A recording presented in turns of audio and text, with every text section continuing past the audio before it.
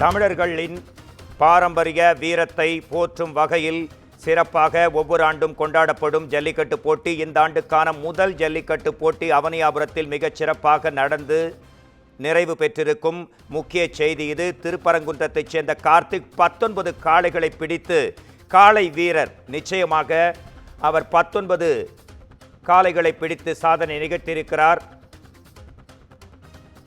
இந்த ஆண்டுக்கான முதல் ஜல்லிக்கட்டு போட்டியான அவனியாபுரம் ஜல்லிக்கட்டு நிறைவு பெற்றிருக்கிறது. இதில் கார்த்திக் முதலிடம், அரவிந்த் திவாகர் 2ஆம் இடம், முரளிதரன் 3ஆம் இடம். திருப்பரங்குன்றத்தைச் சேர்ந்த கார்த்திக் 19 காளைகளை பிடித்து முதலிடத்திலும் 15 காளைகளை பிடித்த குன்னத்தூர் அரவிந்த் திவாகர் 2ஆம் இடம் பிடித்திருக்கிறார். முரளிதரன் 14 காளைகளை பிடித்து 3ஆம் இடம். இவர் திருபுவனத்தை சார்ந்தவர்.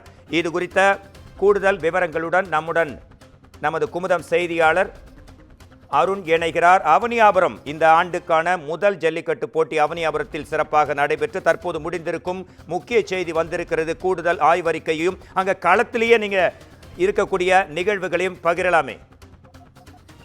நிச்சயமாக மோகன்ராஜ், அவனியாபுரம் ஜல்லிக்கட்டு ஆனது இன்று காலை 6:30 மணிக்கு மாவட்ட ஆட்சியர் சங்கீதா, அதே போல தமிழக பத்திரப்பதிவுத்துறை அமைச்சர் மோத்தி, மாநகராட்சி ஆணையாளர் தினேஷ்குமார் மற்றும் மதுரை மேயர் மற்றும் அரசு அதிகாரிகள் முன்னிலையில் இந்த போட்டியானது தொடங்கப்பட்டது.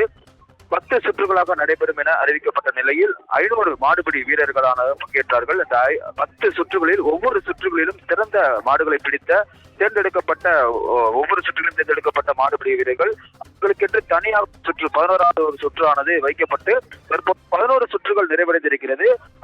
ஜல்லிக்கட்டை பொறுத்தவரை தற்போது 834 காளைகளானது அழுத்திவிடப்பட்டிருக்கிறது.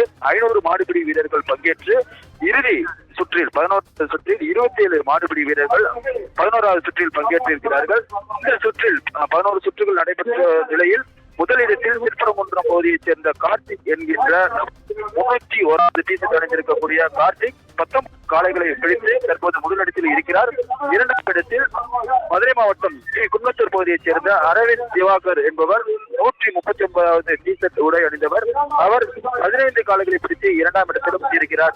இப்போது இந்த சிறந்த காளைகளுக்காக தேர்ந்தெடுக்கப்பட்ட காளையானது மலையாண்டி என்பவருடைய காளை முதல் சிறந்த காளையாக தேர்ந்தெடுக்கப்பட்டிருக்கிறது.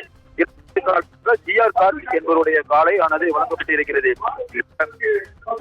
ஜல்லிக்கட்டு பொறுத்தவரை முதல் பரிசாக ஜல்லிக்கட்டு காளை சிறந்த காளையாக வழங்கக்கூடிய காளைக்கு தமிழக முதல்வர் சார்பில் 10 லட்சம் ரூபாய் மதிப்புள்ள டிராக்டரும், அதே சிறந்த மாடுபிடி வீரராக முதலாக தேர்ந்தெடுக்கப்பட்ட சிறந்த மாடுபிடி வீரருக்கு 8 லட்சம் ரூபாய் மதிப்பிலான துணை முதல்வர் உதயநிதி ஸ்டாலின் பெயரில் 8 லட்சம் ரூபாய் மதிப்புள்ள காருமானது வழங்கப்பட்டு இருக்கிறது.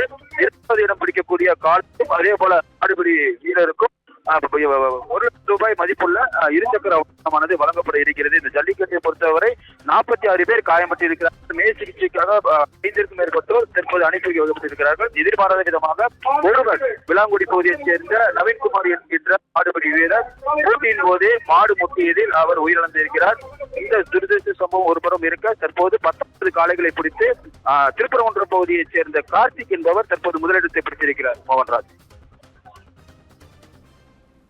நன்றி அருண். உங்கள் விரிவான தெளிவான தகவல்களுக்கு நன்றி.